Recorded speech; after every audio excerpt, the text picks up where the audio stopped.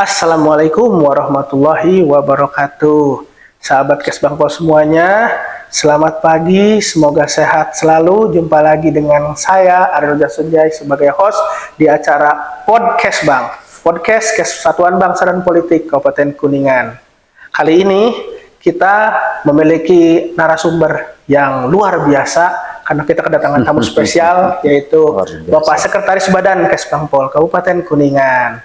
Nah, tema kali ini adalah wawasan kebangsaan. Tapi sebelum kita masuk ke tema wawasan kebangsaan, alangkah baiknya kita memperkenalkan diri dulu. Ya, kita beri kesempatan untuk Pak Sekban untuk sedikit kita korek-korek latar belakangnya, sedikit kita perkenalkan lah. Ya, beliau bernama Bapak Muplihudin SPD. Silakan Bapak, barangkali ada yang mau disampaikan ke publik. Terima kasih. Assalamualaikum warahmatullahi wabarakatuh. Sampurasun. Rampes. Sahabat Podcast Bang. Podcast Bang. Di mana saja berada. Perkenalkan, untuk pertama kalinya saya masuk di Podcast Kesbangpol Kabupaten Kuningan dengan tajuk utama tentang wawasan kebangsaan. Host tadi minta saya memperkenalkan diri. Tak kenal maka kata saya. Perkenalkan, nama saya Muplihudin. Jabatan sehari-hari sebagai Sekretaris Badan Kesbangpol Kabupaten Kuningan. Saya tinggal di Desa Cikupa, Kecamatan Dharma, Kabupaten Kuningan. Ada moto hidup yang selalu saya sampaikan kepada siapapun di semua kalangan. Moto hidup saya adalah berhirup sanajan perih lain perah. Moto dengan tuturan bahasa Sunda yang bagi saya menjadi landasan hidup. Gitu. Saya lahir di Kuningan 6 Juli tahun 69. Pendidikan ya sama seperti yang lain, SD, MTS, SMA, dan perguruan tinggi. Hanya di perguruan tinggi saya mandek di di strata 1. Nah, itu pendidikan saya. Kemudian pengalaman organisasinya ini yang lumayan. Sejak kecil saya senang berorganisasi, Pak Ari. Sejak MTS saya didaulat menjadi ketua OSIS MTS. Di SMA karena pergaulan yang mungkin orang mempersalahkan, sehingga saya tidak ambil bagian dalam aktivitas organisasi di SMA. Ya, kalau sekedar misalnya ikut ambil bagian dalam kegiatan-kegiatan organisasi, ya, tapi secara struktural di organisasi di SMA saya tidak masuk. Di perguruan tinggi saya aktif sebagai sekretaris Senat Mahasiswa, kalau sekarang Badan Eksekutif Mahasiswa. Sebagai sekretaris itu aktivitas organisasi sebagai di intra kampus. Di ekstra kampusnya kebetulan saya adalah bidan. Saya orang yang menjadi inisiator terbentuknya pergerakan mahasiswa Islam Indonesia Kabupaten Kuningan. Dan saya didapuk oleh sahabat-sahabat untuk menjadi ketua. Kemudian di desa, di Lembur saya juga aktif di Karang Taruna. Kemudian mencari peruntungan di Gerakan Pemuda Ansor. Kemudian di organisasi profesi kayak PGRI, kemudian di organisasi olahraga kayak Bapopsi, Podsi, dan lain-lain. Kemudian di Komite Nasional Pemuda Indonesia, di KNPI, pernah sebagai wakil ketua, pernah sebagai sekretaris Tektogan, begitu, sekretaris PAW, gitu. Kemudian sekarang saya aktif di organisasi massa Nahdlatul Ulama lah, sebagai wakil ketua Tanfidiyah PCNU Kabupaten Kuningan. Nah, itu saya kira sekedar ta'aruf saya sebagai perkenalan saya, supaya orang semakin sayang sama saya, kan begitu. Betul, betul. Keren sekali ya, banyak sekali pengalaman dari organisasi, baik yang sifatnya formal, non formal, bahkan di masyarakat, bahkan sampai saat ini juga masih punya organisasi. Nah, menyambung ke materi kita hari ini nih, Pak Sekban, mengenai wawasan kebangsaan. Nah, mungkin masyarakat di sana, sahabat podcast Bang Pol juga di luar sana bertanya-tanya, apa sih wawasan kebangsaan, Pak Sekban? Definisi dulu, kita berbicara mengenai maknawi, definisi wawasan kebangsaan. Kenapa kita perlu wawasan kebangsaan gitu barangkali Pak Sekban? Ya, wawasan kebangsaan itu identik dengan apa namanya itu cara pandang kita yang melihat bangsa yang ada di wilayah negara kesatuan Republik Indonesia itu adalah sebagai satu kesatuan. Cara pandang yang memandang bahwa Indonesia adalah satu kesatuan bangsa. Satu kesatuan di atas keragaman bangsa, keragaman suku, keragaman agama, keragaman ras. Nah, perspektif kita melihat Indonesia itu adalah sebuah wilayah yang dihuni oleh bangsa-bangsa yang beragam, tapi kemudian dipersatukan oleh komitmen kebangsaan. Nah, itu kira-kira definisi yang sangat sederhana dari wawasan kebangsaan. Menarik, menarik. Begini Pak Sekban, kadang kalau kita lihat juga mengenai masalah integrasi bangsa tadi, kan kita juga dihadapkan pada masalah-masalah seperti disintegrasi, separatisme, radikalisme, intervensi asing, seperti itu gitu. Kira-kira menurut Pak Sekban sendiri, hubungan dan kaitan antara wawasan kebangsaan ini dengan apakah kita bisa mencegah atau menghilangkan gitu ancaman-ancaman tadi gitu dengan belajar wawasan kebangsaan ini? Ya, kesadaran kita berwawasan kebangsaan itu penting. Karena terikat erat dengan wawasan kebangsaan itu adalah penanaman nilai-nilai nasionalisme, kecintaan terhadap bangsa, kecintaan terhadap konsensus Indonesia sebagai negara kesatuan Republik Indonesia. Nah, itu penting.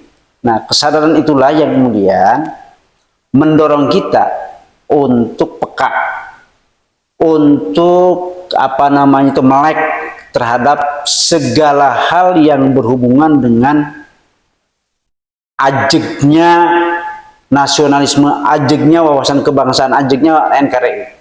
Nah, melek kita itu termasuk melek terhadap segala hal yang berhubungan dengan masalah ancaman, masalah tantangan, masalah hambatan, termasuk melek terhadap potensi yang mungkin bisa menguatkan jati diri kita sebagai bangsa.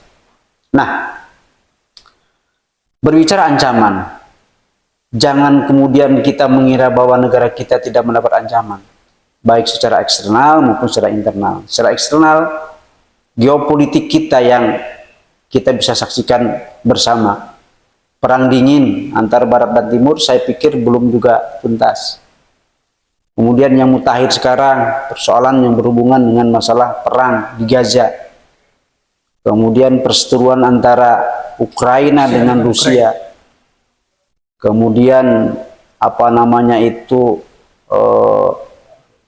perselisihan yang begitu sangat meruncing di Timur Tengah. Itu semua adalah persoalan-persoalan yang baik langsung maupun tidak langsung berpengaruh terhadap keberadaan, keutuhan atau integritas bangsa kita. Itu secara eksternal. Secara internal, lunturnya kecintaan terhadap bangsa, kemudian intoleransi, kemudian lunturnya kepercayaan masyarakat terhadap pimpinannya, dan beragam persoalan lain, itu sesungguhnya adalah persoalan yang harus kita sadari bahwa persoalan itu ada, dan kita harus menjadi bagian dari orang yang peduli terhadap persoalan-persoalan itu. Nah, itu. Bang Ari. Menarik Pak Sekban mengenai tadi isu-isu yang muncul saat ini gitu. Nah, tapi sebelum itu saya ingin membahas lebih lanjut mengenai konsensus nih Pak Sekban. Kan sebelum kita kita keluar gitu, kita coba bercermin ke dalam. Di dalam konsensus kita itu ada yang namanya 4 pilar, 4 pilar kebangsaan itu. Nah, kalau misalkan mungkin bisa sedikit diberitahukan juga untuk sahabat podcast Bang di luar sana gitu, yang menyaksikan apa itu 4 pilar kebangsaan itu sih Pak Sekban. Ya, para founding father kita sudah membuat formula negara itu sedemikian rupa hebatnya. Formula negara itu dibingkai oleh ada 4 pilar yang seorang sering menyebutnya 4 pilar kebangsaan. Yang pertama adalah Pancasila, yang kedua Undang-Undang Dasar 1945, yang ketiga Bhinneka Tunggal Ika, dan yang keempat adalah komitmen NKRI atau Negara Kesatuan Republik Indonesia. Pancasila kita sudah final bahwa asas dasar falsafah hidup kita adalah Pancasila. Kita dengan dasar itu menegaskan jati diri kita bahwa kita adalah bangsa yang berketuhanan, yang berkemanusiaan, yang menjunjung tinggi persatuan, yang menghormati demokrasi, kemudian yang berkeadilan. Nah, itu komitmen kita. Yang kedua, Undang-Undang Dasar 1945, kita sudah sepakat dan setuju bahwa Undang-Undang Dasar 45 itu adalah sebagai peraturan tertinggi, hukum dasar tertinggi sebagai landasan konstitusional bagi bangsa kita dalam kehidupan bermasyarakat, berbangsa dan bernegara. Kemudian NKRI, Negara Kesatuan Republik Indonesia, kita sudah final bahwa bentuk negara kita itu kesatuan, bukan serikat. Oleh karena itu, semua gagasan, semua ide yang nyata-nyata merongrong terhadap tatanan kesatuan negara kita, komunis lah, liberalisme lah, dan paham-paham lain, kita akan tolak. Karena komitmen para founding father kita, kesadaran kita atas komitmen para founding father yang menyatu dalam sebuah konsensus bahwa kita adalah sudah final Negara Kesatuan Republik Indonesia atau NKRI. Yang ketiga, yang keempat, maaf, masalah Bhinneka Tunggal Ika itu pilar kita. Kita harus menyadari bahwa bangsa kita adalah bangsa yang plural. Bangsa dengan ribuan pulau, tentu sukunya beragam, rasnya berbeda, agama dan keyakinan juga berbeda-beda, bahkan pandangannya juga berbeda-beda. Itu semua harus kita sadari bahwa kita hidup di negara yang plural. Maka kemudian dalam konteks Bhinneka Tunggal Ika ada satu sikap keagamaan yang harus kita kembangkan, yaitu sikap tasamuh, sikap toleran terhadap perbedaan. Kita meyakini bahwa apa yang kita yakini itu benar dan kuat, tapi kita juga harus menghormati bahwa orang lain itu punya gaya, punya keyakinan yang tentu berbeda dengan kita. Dan bukan tidak mustahil kalau mereka juga menganggap bahwa paham mereka itu benar. Nah, kita hormati itu. Itu yang disebut dengan tasamuh atau toleran. Gitu. Kira-kira. Oke. Nah, tadi 4 pilar kebangsaan sudah dibahas. Sekarang kita coba Pak Sekban untuk masuk ke arah kondisi saat ini. Tadi kan juga dibahas mengenai yang global juga. Nah, kita coba dari yang terkecil dulu Pak Sekban. Masalah kenakalan remaja. Ini lagi ramai nih. Kenapa kita masukkan itu? Karena kalau dilihat mungkin beberapa tahun ke belakang gitu, kayak tawuran anak-anak, terus kemudian kekerasan dari yang dilakukan oleh anak di bawah umur bahkan gitu. Nah, apakah ada pengaruhnya dari wawasan kebangsaan ini gitu Pak Sekban? Apakah dengan wawasan kebangsaan ini diberikan itu bisa menjadi salah satu solusi gitu? Ataukah memang misalkan kita kaitkan dengan program yang saat ini sedang dilakukan oleh Jawa Barat, barangkali kita lakukan ada jam malam, terus kemudian juga barak gitu untuk narang anak nakal dibawa ke barak untuk dibina seperti itu. Apakah itu menjadi sebuah solusi juga yang efektif gitu untuk bisa mencegah kenakalan remaja ini gitu? Ini persoalannya di sini. Jadi meningkatkan wawasan kebangsaan, menguatkan nasionalisme itu sejatinya dilakukan sejak anak-anak usia dini, anak-anak remaja. Sejak dini. Tapi kemudian fenomena yang kasat mata kita melihat bagaimana perilaku anak-anak, tawuran lah, pengguna obat lah, Ya. perilaku yang menyimpang lah, seks, narkoba dan lain-lain. Nah, itu banyak dilakukan oleh anak-anak di kalangan muda. Tapi kita jangan khawatir ya, dari sekian persoalan, tapi banyak juga anak-anak yang memberikan kebanggaan kepada orang tuanya, kebanggaan kepada kita. Nah, hanya terhadap persoalan-persoalan itu tentu kita harus ada strategi, harus ada upaya ikhtiar untuk mengentaskan persoalan itu. Saya ingin mengatakan bahwa ikhtiar mengentaskan persoalan itu saya kira tidak bisa dilakukan oleh orang per orang atau kelompok per kelompok.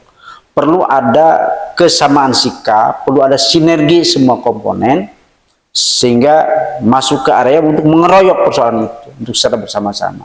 Nah, fenomena yang muncul sekarang yang saya lihat sehingga Pak Gubernur harus kemudian membuat program memasukkan anak-anak bermasalah ke barak TNI, itu saya secara pribadi itu ada bagja terdaulat.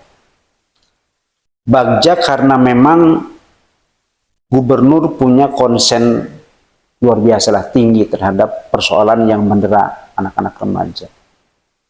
Kemudian bagja juga bahwa saya mendapat banyak informasi, mendapat banyak info dari beragam sumber bahwa ternyata tingkat keberhasilan pembarakan anak-anak yang bermasalah itu ternyata membuahkan hasil yang lumayan signifikan. Betul. Tetapi ada terdaulatnya, ada yang juga harus menjadi catatan. Dan ini sebagai bahan evaluasi bagi saya. Kalau ada orang yang mengatakan bahwa pembarakan anak-anak persoalan itu sebagai wujud kekurang percayaan terhadap dunia pendidikan misalnya, nah, itu saya kira jangan dianggap sebagai tudingan. Itu sebagai cermin bagaimana pendidikan baik formal, lebih formal maupun non formal itu melakukan upaya lebih supaya tingkat kepercayaan orang siapapun terhadap pendidikan itu tinggi, sehingga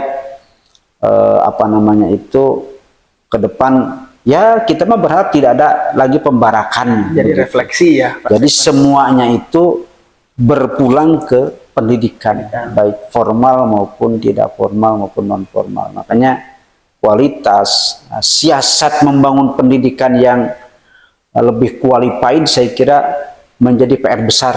Bagaimana persoalan-persoalan anak-anak itu bisa terentaskan oleh pendidikan, meskipun kita tahu bahwa mendidik anak itu sesungguhnya bukan hanya tanggung jawab negara, bukan hanya tanggung jawab sekolah, tapi tanggung jawab kolektif, tanggung jawab bersama antara sekolah mewakili pemerintah, kemudian tanggung jawab orang tua, termasuk tanggung jawab kita yang ada di masyarakat, itu tanggung jawab sosial begitulah. Jadi tiga komponen itu adalah komponen yang bertanggung jawab terhadap pendidikan. Jadi kalau ada anggapan sekolah tanggung jawab penuh terhadap pendidikan, tidak selamanya begitu. Ada komponen lain yang juga bertanggung jawab. Orang tua dan masyarakat itu juga punya porsi tanggung jawab yang lumayan besar. Nah itu kira-kira. Oke. Nah terus kalau kita masuk ke tadi nasionalisme nih, kalau kita melihat fenomena saat ini tuh masyarakat, pemuda, bahkan ya hampir semua lapisan itu nasionalismenya tuh sepertinya agak-agaknya berkurang gitu ya. Misalnya partisipasi politik ketika pemilihan. Kenapa banyak misalkan ya terutama Gen Z atau generasi milenial mungkin atau ya pemuda-pemuda ya usia-usia pemuda yang mungkin agak apatis gitu dengan politik gitu. Nah, kenapa sih bisa ada seperti itu Pak Sekban? Terus kira-kira gimana gitu solusi untuk menghadapi masalah-masalah seperti itu gitu. Ya. Jadi saya melihat bahwa persoalan itu muncul karena yang utama adalah ketidakpercayaan terhadap satu program. Contoh terhadap pemilu. Nah, generasi muda kita itu tidak percaya atas hasil pemilu itu. Jadi mereka apatis. Itu yang pertama. Nah, hal yang pertama itu didorong oleh latar belakang karena pengetahuan mereka yang kurang. Nah, maka baik dilakukan oleh pemerintah adalah bagaimana kita mencoba melakukan identifikasi latar belakang persoalan-persoalan, gitu. Baru kemudian dibuatkan strategi bagaimana meningkatkan pendidikan tentang kebangsaan, pendidikan tentang nasionalisme, pendidikan tentang politik, pendidikan tentang macam-macam, sehingga mereka menjadi generasi muda yang punya wawasan, punya pengetahuan, begitu.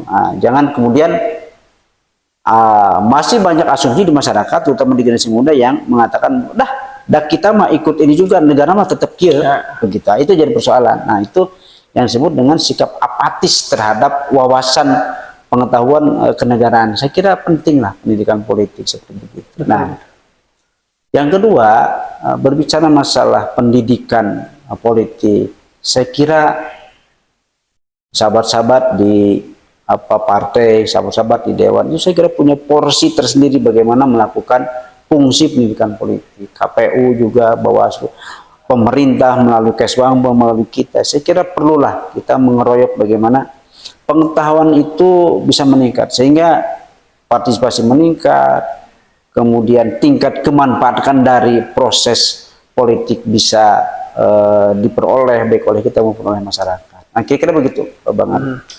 Kalau misalkan, apakah menurut Pak Sekban pernyataan ini ada kaitannya? Misalnya masalah kesenjangan ekonomi. Nah, orang kadang apatis, kadang tidak nasionalis itu mungkin karena mereka berpikir kesenjangan ekonomi, atau juga mungkin ada juga yang berpikirnya misalkan termasuki oleh paham-paham radikalis, misalkan, wah buat apa kita nasionalis gitu, oh mengapa kita harus nasionalis begitu. Nah, mungkin seperti itu gitu. Gimana kira-kira Pak Sekban pada itu? Saya justru ingin mengatakan bahwa pengaruh dari beragam persoalan itu adalah ekonomi. Makanya di Islam itu ada istilah kadal fakro an yakuna kupron. Jadi kepakiran itu bisa mendekatkan pada kekafiran. Begitu. Nah, kekurang terpenuhnya kebutuhan ekonomi keluarga itu mendekatkan terhadap ingkarnya terhadap segala peraturan. Jika mungkin. Nah, oleh karena itu maka saya kira persoalan ekonomi itu harus menjadi salah satu yang kita jadikan pintu masuk bagaimana meningkatkan tingkat nasionalisme begitu. Kemudian berkaitan dengan masalah ekonomi juga kita melihat ada gap, ada kesenjangan yang lumayan lah, yang lumayan kasat mata bisa kita lihat antara si kaya dengan si miskin, itu yang lumayan lah. Itu juga saya kira menjadi bibit buit, menjadi pelecut mengapa tingkat nasionalisme mereka itu rendah begitu. Nah, oleh karena itu maka upaya-upaya memperpendek jarak kesenjangan itu penting dilakukan. Upaya-upaya meningkatkan tingkat atau taraf hidup masyarakat juga penting.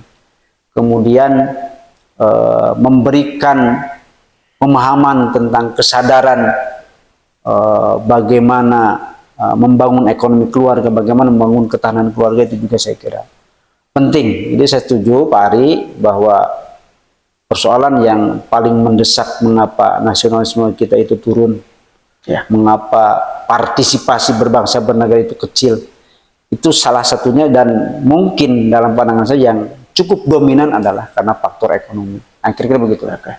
Nah, terus berkaitan dengan pemberian informasi nih Pak Sekban kepada misalkan tadi, kenapa kemiskinan gitu, kenapa kemudian orang-orang apatis, karena mungkin juga mereka itu nggak paham mengenai bagaimana misalkan kayak orang-orang yang dikaitkan dengan radikalisme nih Pak, mereka itu dapat informasi yang mungkin salah ya tentang kenegaraan, konsep kenegaraan. Nah, misinformasi ini menyebabkan mereka itu mungkin berpikir yang untuk apa kami berbakti untuk negara, misalkan untuk apa kita berbakti untuk bangsa dan negara. Nah, negara juga nggak memberi apa-apa untuk kami, kaitannya juga dengan ekonomi tadi gitu. Nah, sekarang permasalahannya bagaimana kita untuk dapat mengelola informasi itu tadi agar tidak terjadi disinformasi, kemudian juga menangkal semua hoax gitu. Karena zaman cyber seperti ini kayaknya kita juga perlu bersiap-siap gitu Pak, karena banyak informasi-informasi yang beredar yang berusaha untuk mendiskreditkan kualitas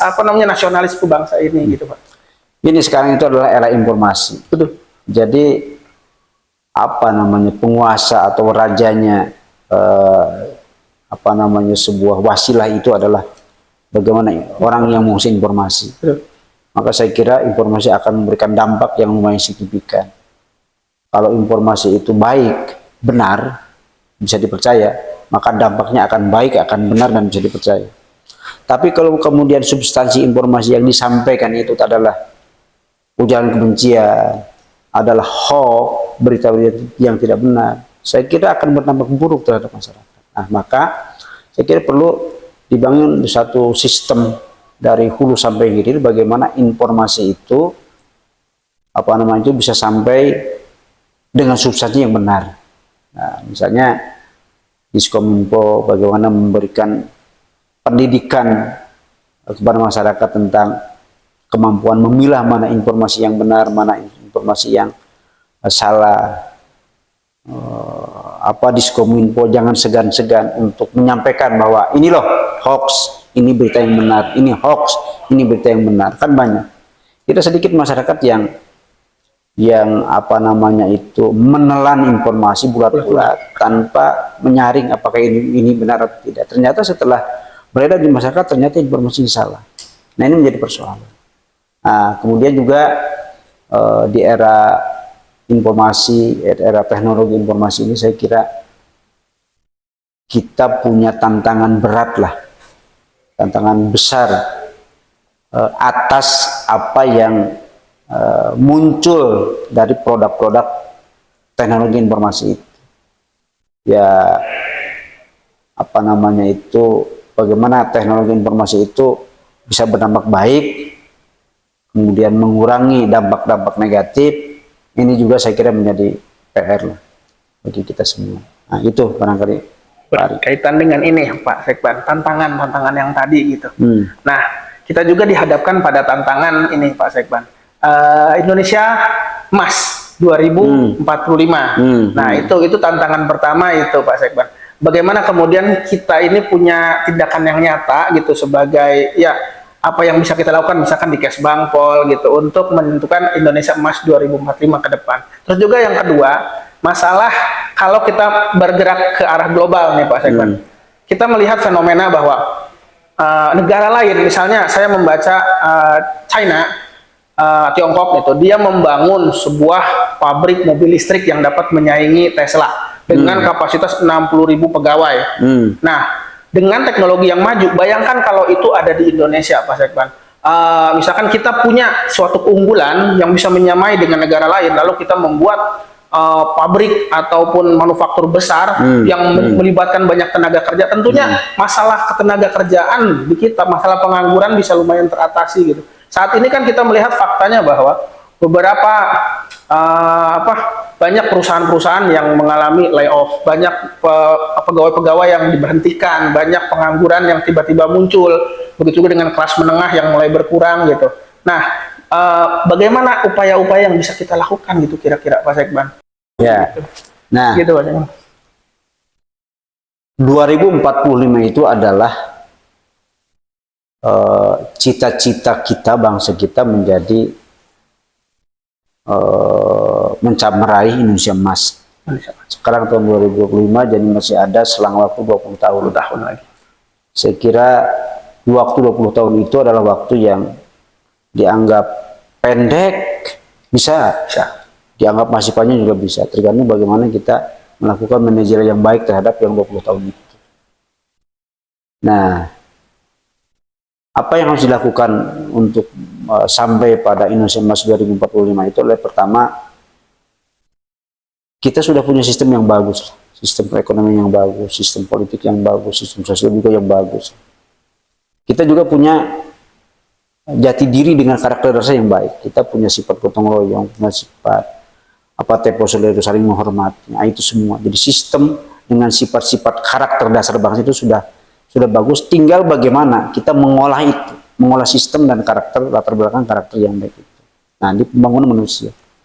Nah, kita terkait dengan, ya kita sangat menyayangkan SDM kita itu banyak yang misalnya suka gampang menyalahkan. Nah, itu penyakit begitu. Beda dengan negara-negara di Cina, misalnya di negara-negara Eropa, yang kadang-kadang terhadap abai terhadap perilaku, bukan abai lah, cuek terhadap perilaku orang lain. Yang penting bahwa kita adalah berbuat. Jadi kita kan tidak seperti itu. Nah, itu. Kemudian yang berikutnya, tadi kalau dari pertanyaan yang kedua dari Pak Ari itu kan kaitan dengan membuat perbandingan antara bagaimana Jepang dengan kita dan lain-lain. Nah, saya kira memperbandingkan itu sah, bagus lah sebagai bahan untuk menstimulasi kita agar kita bangkit begitulah. Nah, sebetulnya bukan tidak mungkin kita bisa seperti yang dilakukan Cina, seperti yang dilakukan Amerika dan negara-negara maju lainnya, sepanjang ada kemauan. Nah, kemauan itu saya kira akan kemauan itu akan muncul apabila ada hubungan yang baik di aspek kepercayaan antara pemimpin dengan masyarakat. Nah, antara pemimpin dengan masyarakat.